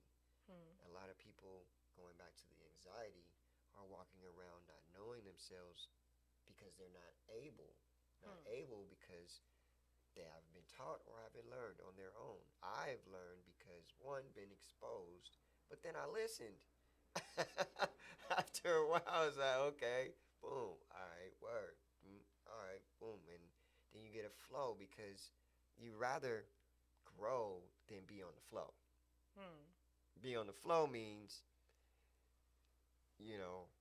it's difficult to get along. You know what I'm saying? Like, a lot of my brothers and sisters that's, moving how they need to move, in the town or in just any so-called urban community. However, we have to learn how to conduct ourselves. And look at the word conduct. It's the same as electricity. Hmm. We conduct electricity, meaning we're magnetizing what in attracting, Yep. And so how we dress, how we talk, everything matters, and that's going to level up our frequency, our currency. And so we got to keep learning. We got to keep adapting to higher levels of living, which is different, like elevating our communication. Our communication is how we think, because we're going to use certain words at certain times with certain people and know how to adapt to any environment so that we continue elevating. Yep. We got to learn Yep. that if you're smart, you gonna Yeah, I used to, and I still say that, you start getting old when you think you know everything. right. When you Oh, stop, man. that's actually the marker I for know like nothing. aging, right? Yeah, To me, right. like if I ever say, oh, I know it all, then Mhm. I'm allowing myself to get Just old. look how that sound. Yeah. That's I know so nothing. when you start learning a lot, you find out How much we- you don't know. right. So humbled. Yeah. Like, For all real. right, now am I even really ready to buckle up? As I see how much I don't know. As far as I've gone, I'm like, thought I went somewhere. Yeah. So, people that speak and tweet, that's our students, so to speak. When they're ready, because we're on our journey, and we have to keep learning. For real. I'm a forever student. Yes. And that goes back to the childlike thing. Be a sponge and pass it on. Yep. Yep. That's the science. Yep. It kind of related to that is this next little point around the homeless, the chronic homeless state of Right. mind, which is being addicted to a lifestyle that's filled with crisis. And this goes beyond being unhoused, right? Because I know before I was unhoused, when I was younger, I was addicted to crisis because life was boring without it to me. Like everything's too peaceful. Like, why is everything so smooth? And I started like making problems for myself because that was comfortable. And then when I didn't have no crisis, I was looking for other people's crisis because I know how to maneuver through that. But to be like in a peaceful state, like it took me a while to get to a place to realize like that's where I should be wanting to be, where things are like boring. Well, if you're used to a lifestyle that's filled with crisis, a lifestyle that's peaceful is boring, right? And so there's some healing I had to do to be okay with not having crisis in my life. But being unhoused, when you're out there and it's just like constant, you're on the edge of survival. There is just crisis after crisis after crisis, and you've been out there so long. You get indoors, and now you're like in a safe place. That lifestyle, It's loud. yeah, It's like, oh. yeah, the peace is loud and uncomfortable. Yeah, right. And so that's something that doesn't get addressed when people get moved into permanent housing, is how to get them comfortable with being in a peaceful environment or a non-emergency environment 24/7. Right. And people will, like I said, voluntarily walk out that front door, going right back to the streets because there's excitement. That's excitement. That's normal. There's action. There's activity. Someone's going through something. Right. I know how to maneuver through that. You know? Big, deep. For real. Because, though, and I don't like the way it sounds, however, it's exactly what it is. It's because ones have not produced a life. When they say get a life, like, ones need to create their life, so there's things that is generating action. you know, in motion, in, you know, exploration, you know, activations that give them some different experience that are releasing that dopamine and, you know, adrenaline rushes and things like that. But, you know, it's adrenaline rush to like throw an event. You know, it's adrenaline rush to, you know, speak to people, you know, and speak, you know, whatever I'm producing or my products or my art, my music. It's just myself. And so, yeah, man. I mean, I'm thinking like it's really all boils down to the heart having the necessary, um, being exposed to the necessary um, diversities of life, so to speak, and then having that training with their family, you know, to be able to be comfortable with themselves, you know, expressing, because that's really what it's about, you know. Period. Yep. If you're not able to express and be comfortable with yourself, then you're not gonna want to shift with one another, you know, when you're in social environments. Be able to keep up, upkeep to keep up. What's hot? What's hot? What? My daughter's at the studio door, but I don't know where she is. Okay. All right, Cool. cool. Thank you. Thank you. Nice. Sorry about that. No, that's all good. So yeah, just yeah, you know, it's a lot of levels. It's like I think about it of the pH balance. What's up, Joyous? Introducing. Doo doo doo So she doo. right there. Yep. Yep, you know, um, and so in the getting comfortable with oneself, then we can start to grow our community, you know, naturally. Mm. Be happy with support of one another. Yeah. Definitely. Hmm.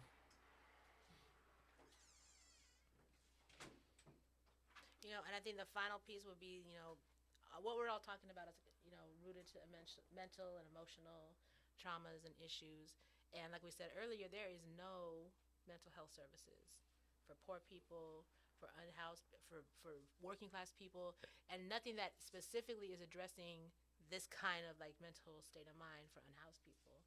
And until these programs and services, you know, all public health, um, the county is supposed to be responsible for the county's public health services.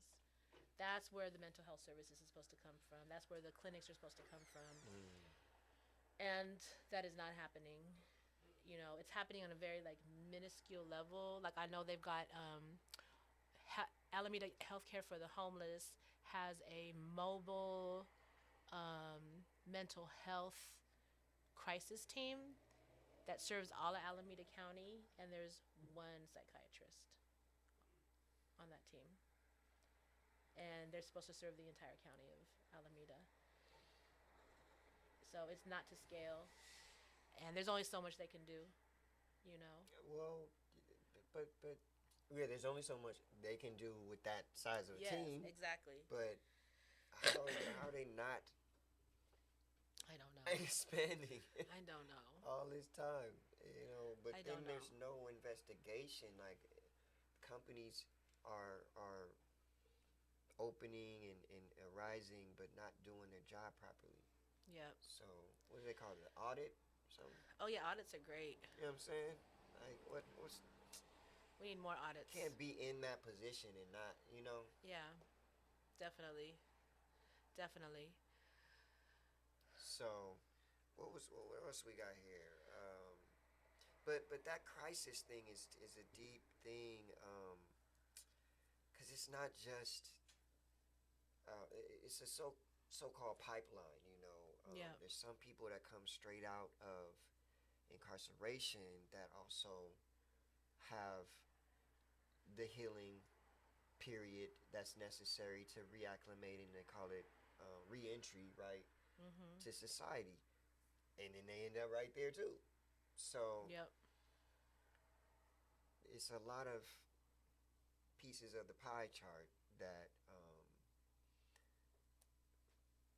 the mental wellness of um, just regular well-being, you know, Mhm.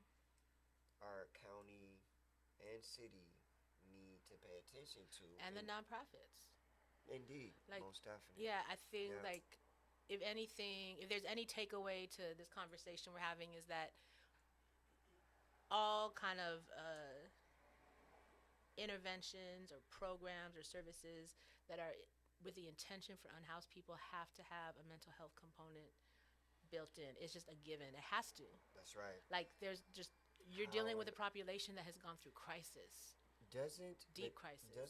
don't the cops get therapy after they go through some craziness in the line of duty or something? I don't know. That's what I heard. Maybe is that just movies? I don't know. I don't know. That's a good question. That's crazy because Yeah. they should. And then even with like the interventions like we were talking about last week, how the buzzword is to hire people with lived experience, as they should. Right. But that also comes with like a level of like you're now in a traumatizing situation that could trigger the hell out of you. And a lot of the I don't know any of the nonprofits that actually are offering or making sure that providing mental health support is part of what's offered in the job. It's not just a salary. You should have like mental health check-ins, have like days off because it's Most definitely. triggering. Most definitely. And you're now dealing with like 40, 50, 60 people who are going through the same thing that you just got out of. Like, Yeah. and that qualification, okay, you got lived experience, so what are you doing to manage your trauma? Right. So you're not bringing it back here to the job. Those aren't questions being asked. So every aspect, from who's getting hired to who's receiving the services, has to be like framed within mental health services. Indeed. The housing has to be framed as mental health. The food justice service, the all of it. Yeah. It has to be looked at as a mental health lens, or we're missing a huge opportunity, coming back to the beginning, to develop wellness, Right. which has rippled effects to all of us. Right. You know. And those that come to the town or the city and experience anything that's, man, I've been hearing way too many violent crimes popping off in the town, man. It's crazy. Yeah. Man. Very much so. All the groups need to stand up.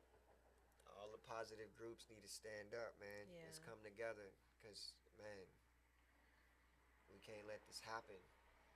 We Yeah. got too much trash, unhoused, violence, youth running around. Now I'm not actually knocking the yin yings, because I like the bikes. I'm a rider myself. However, the time you do it and where you do it matters greatly.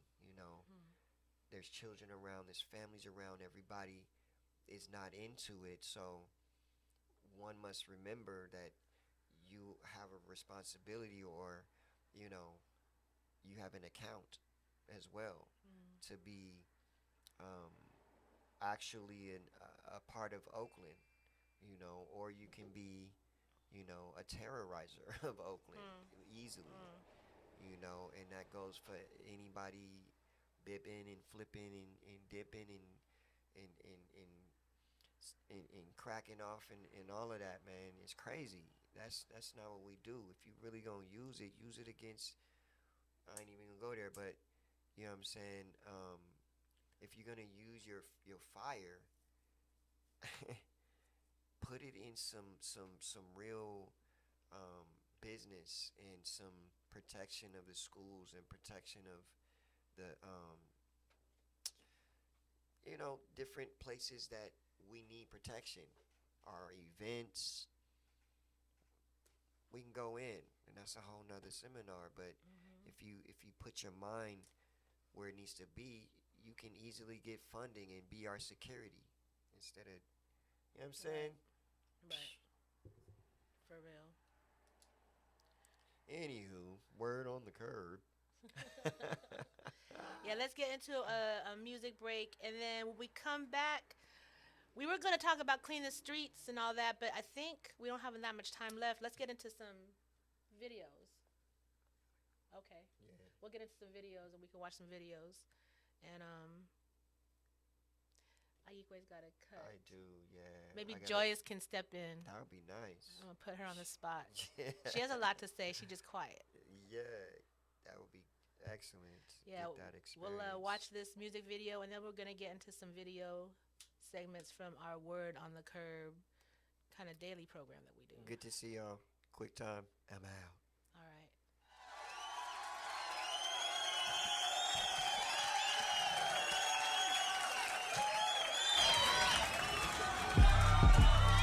Learn how to bring it. She gotta take her.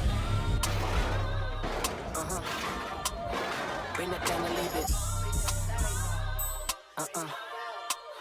In the streets it feel like.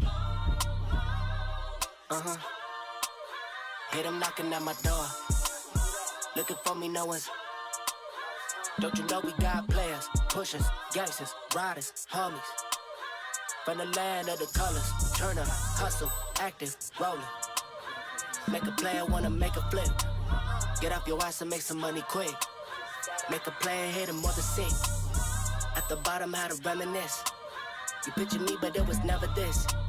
The home of funk with a little twist. It's roll out, the city active. Swerving lanes, stuck in traffic. Gotta tap it, you bring it home.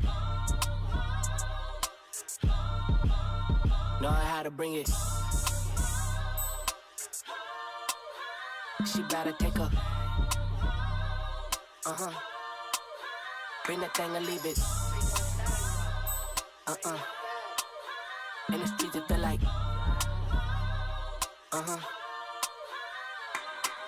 California, OAK, city by the bay. Hold it down for J, ACK, and my nigga Dre. Hit him and get pop when I drop. That's my word, Joe. 10 years ago, it don't stop. I'm still on go. I hold it down for the whole, yeah.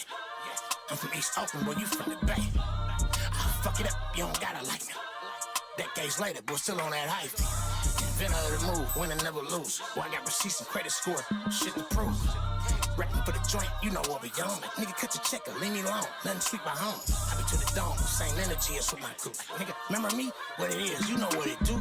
I be to the dome, same energy as with my crew. Like, nigga, remember me? What it is, you know what it do. She better take her. Bring that thing and leave it.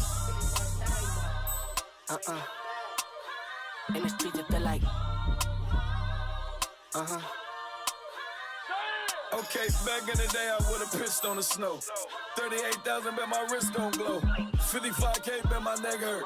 Hey, all baby mamas got the best work. For real. Put my niggas on like the Jameses. Famous. Broke niggas can't speak my language. Angry. Broke bitches got the best pussy, that's dangerous. How they hit hoes from Orange County to Raymond. How they got rich, remember we was out banging. Really from the city, man, these other niggas claiming. These niggas pussy, man, these niggas Waymans. You really had white girl, I ain't talking weigh-ins. Boxing in that pussy, I ain't talking about no weigh-in. But up, relax. When I speak on the city, I be really speaking facts. 2024 really bought the rest back. Damn! She better take her. Bring that thing and leave it. In the streets it feel like. Hear them knocking at my door. Looking for me, no one's.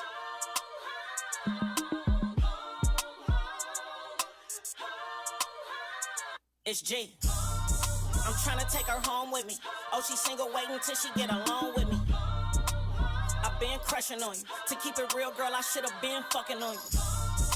I've been doing shows, 100,000 in the city, 30,000 on the road. Wait till I get. Yeah, look, ain't no city like the one I'm from. It's love, if you a Crip or a Blood. Gangbangers, red flags, blue rags, this stuff. Know how to bring it.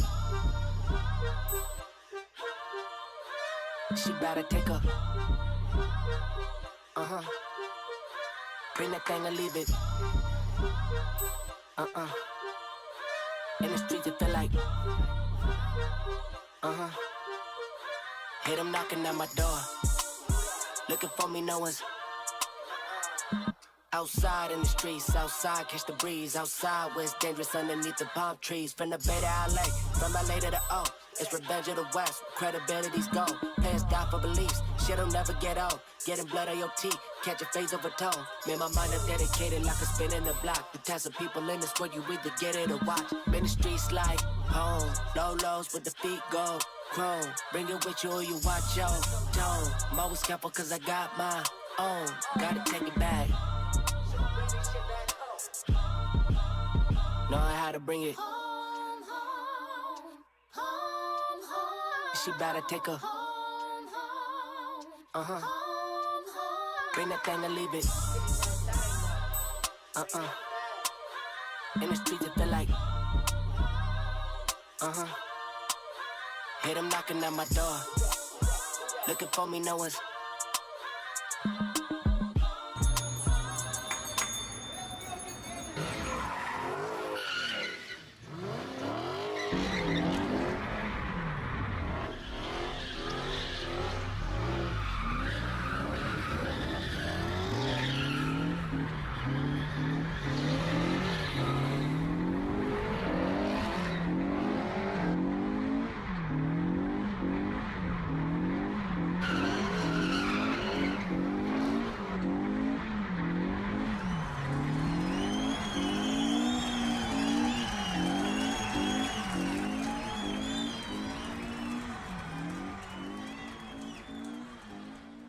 All right, we're back. We just got a little quick segment. Bring on Joyous Diaz's, my daughter, to sit in for Aikwe since he had to leave. We're gonna be watching a video from a brother by the name of Gary Nash, and he lived in one of the Tough Shed communities that the city managed or paid Operation Dignity to manage. And, you know, if you tuned in last week, you know, we talked about Oakland's homeless industrial complex and how a lot of this money is just not being spent responsibly, and the city's interventions are not being managed in a good way. So let's hear what Brother Gary Nash has to say about his experience in the Oakland Tough Sheds.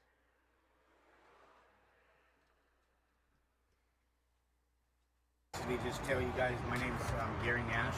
And the mayor's coming too, right? I'm 40 years old, and I was living in the Tough Shed community. The community in the beginning was really, really, really close-knit, and they would back each other up to the end of the earth. Since being in here, we've had numerous staff that have purposely bullied and picked on mentally challenged and mentally ill people that reside here. We've had incidents where when we go to report things, we've been physically assaulted. Myself, I was assaulted and kicked out because I held a hammer up and told them I didn't want them to hit me anymore. They've had people that, the people in there are just so mismanaged and unprofessional. They're disrespectful to our visitors. They treat us like we're inmates, lower than inmates, because the inmates actually have running water and electricity in their cells 24 hours a day. We're told we can only use a generator that they decide when they get to use it, and they take it away as a privilege if somebody else messes up. They only run it from 9 until 1 p.m. 9 p.m. to 1 p.m. We're not allowed to use it in the daytime. We've recommended that they bring solar systems. They didn't want to do that. We even had donors that were willing to give $700,000 worth of equipment to install in this camp, and it was denied by the top lady. She didn't want us to have them, but if you look over their offices, they have them. They put them on there for them. They put signal blockers on there so we can't use the computers or the Wi-Fi's. They have them inside their office, and they activate them when they come on site. We have no insulation inside there. What they give you is it's a tough shed with 2 little army cots, 2 blankets, and that's it. There's no lighting in there, so the window is probably about this big, and it's no airflow. There's no light that shines through that window. You have to have your door completely open to get any type of light. When the light is down, or when it's dark, you can't see if you have dogs, if you have equipment, or you have any of your own stuff. It's hard to get to the door to answer, especially if you're disabled. I'm disabled, and I've had run-ins with these people. I've complained and filled out a complaint against Kia, the staff member, the staff manager here, who has stolen the homeless people's food. Food was donated after she didn't feed any of us. She was a manager for a week, and in that week we had no water, not even in the hand distilled dispenser to wash our hands after using the bathrooms. She had not had them clean the bathrooms until the day before Lester came. We had no food to where 2.5 days people were without food. I had to call another church, and I had to call a nonprofit organization like this to donate some food, and they came with droves of food, piled it high, and in that food there was boxes of pizza, 7 boxes of pizza. She gave 2 boxes of pizza to the homeless people and took 5 of them and set them in her car. Wow. Later on, her and the security guard, Donald, they separated the pizzas and they took them home for them. The food was supposed to be provided for the homeless people. The things here for the homeless people. The generator's supposed to be provided for the homeless people. You have people that are signed with ankle monitors or heart conditions or breathing machines. My mother has COPD. My mother has breast, chest, and lung cancer, as well as stomach cancer. She uses breathing machines. There's other people in here who go through chemotherapy now and have machines, and they shut the generators down to where we're forced to be in pain and suffering. If we don't charge the monitor, it takes 2.5 hours to charge, then I'm unable to comply with the state law that's required by my parole agent. They knew this when they signed the paper to come in here. They took that responsibility on once they allowed me to live here and permanently sign that paper. They've taken those privileges away from us. Now we have a curfew at 8 o'clock. We have security guards that are hired from an outside agency that enforce rules with no nighttime manager. They're the management. They tell us what we can and can't do, when we can and can't go. If we leave and they decide they don't want to open the gate, we're stuck out there. Half the time you'll find them at the tables here asleep. We wanted to be self-sufficient and bring our own generators in. We had several people that attempted to bring their own generators in, and they told us that it was against the health and safety code, that it was a fire hazard. Because of the wood structures, it would be a fire hazard to all of us. We could burn. But if you look inside, behind this tarp and between the shed, there's a generator in there sitting on a wooden pallet on top of a rug with gasoline soaked all over it, because that's what they run their generator. That's between their office, but that's